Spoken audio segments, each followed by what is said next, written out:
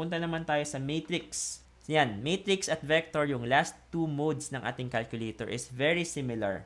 So, ang una nyong gagawin dito is mag-define kayo ng matrix. So, let's say matrix A, simplihan lang natin, gawin natin 2 by 2.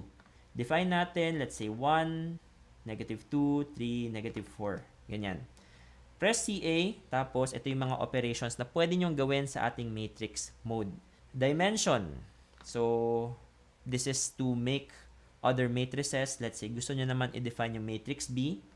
So, matrix B, gawin din natin 2 by 2. So, let's say 4, negative 5, negative 6, 5.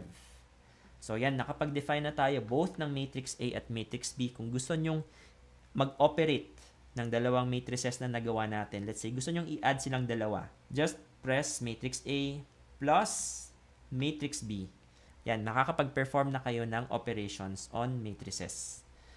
Next naman, ito matrix ANS. So, syempre, yung sagot lang natin na nakuha kanina, pwede nyong tawagin.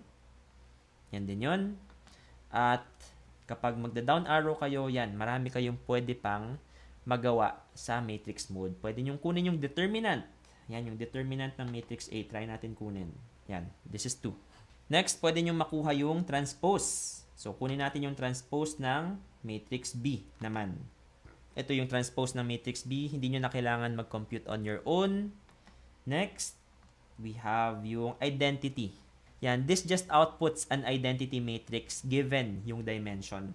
So, let's say gusto natin ng identity matrix with dimension 3.